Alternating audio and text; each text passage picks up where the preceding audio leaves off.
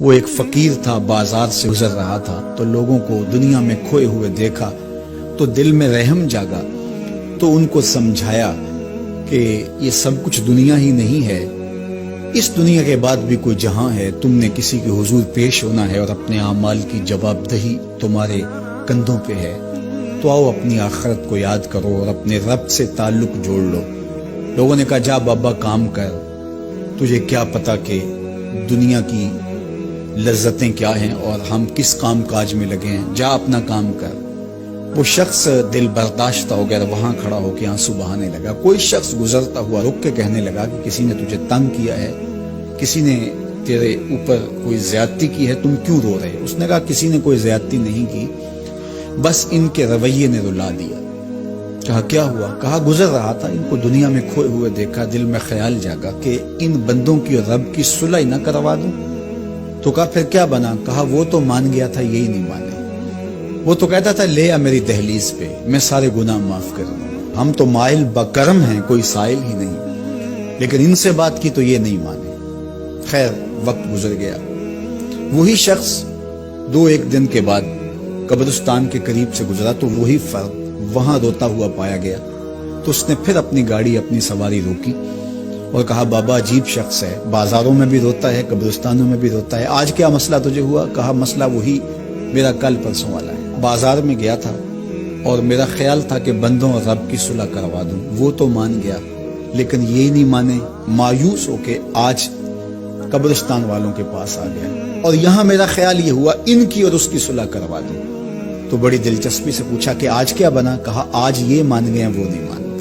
تو قبل اس سے کہ وہ وقت آئے اور ہم کہیں کہ یا لیتنی قدمت لحیاتی، ہائے میں نے یہ زندگی آخرت کے لیے آگے بھیج دی ہوتی، تو آج وقت ہے، وقت پر کافی ہے قطرہ بھی آب خوش ہنگام کا، جل گیا جب کھیت برسا می تو پھر کس کام کا۔ جنہوں نے اپنی زندگی گناہوں میں گزار دی، خواہشات نفس میں گزار دی، آرزوؤں اور تمناؤں میں بسر کر دی، دو دنی چار کے چکر میں پڑے رہے، دولت کے انبار لگ گئے، پھر بھی نفس رجا نہیں ہے، اندر کی خواہشات تشنا کی تشنا ہی رہی، پھر بھی سیرابی نہیں ہوئی، کوزائے چشم حریصاں پر نشد، تا صدف کانے نشد پر در نشد۔ رومی علیہ رحمہ فرماتے حریص کی آنکھ کا پیالہ نہیں بھرتا، کہا کہ جب تک صدف کانے نہیں ہوتا اس میں موتی نہیں آتے، اور سادی شیرازی بولتے ہیں کہ پیٹ بھر جاتا ہے آنکھ نہیں بھرتی۔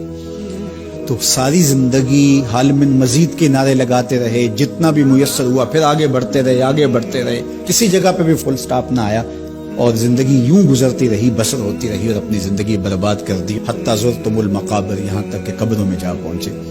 تو آج اپنی آنکھوں کے سامنے موت کا رقص دیکھ رہے ہیں اور ہم پوری کائنات کے اندر دیکھ رہے ہیں کہ جو وسائل سے مالا مال تھے، جنہوں نے دنیا کو تسخیر کرنے کا دعویٰ کیا تھا، جن کا خیال یہ تھا کہ ہم ہر طرح کے حالات سے نپٹنے کی صلاحیت رکھتے ہیں، ہمارے پاس تمام وسائل میسر ہیں، لیکن آج کس طرح بے بسی کی تصویر نظر آتی ہے۔ تو انسان کو سمجھنا چاہیے کہ اللہ کی طاقت کتنی ہے۔ ایک تو قیامت کے دن جب لوگ آغوش موت میں ہوں گے اور بڑے بڑے متکبرین، سرکش، متمردین، بادشاہ، شہنشاہ، کج کلا آغوش موت میں ہوں گے، تو اللہ تعالیٰ فرمائے گا آج کس کی بادشاہی ہے؟ تو کوئی نہیں بول سکے گا۔ اللہ فرمائے گا انا المالک، میں بادشاہ ہوں۔ فرمائے گا این المتکبرون، تکبر کرنے والے کہاں ہیں؟ کوئی سر اٹھانے کے قابل نہیں ہوگا۔ اللہ فرمائے گا میں ہوں متکبر، کبریائی مجھی کو زیبا ہے۔ تو یہ کل جو ماننا ہے تو اچھا نہیں کہ آج ہی مان لیں اور اپنی زندگی کو اس کی راہوں پہ لگا لیں۔ تو یہ مختصر زندگی اللہ کی امانت ہے، اللہ جل شانہ ہمیں اس زندگی کو اس کے راستے میں لگانے کی توفیق دے۔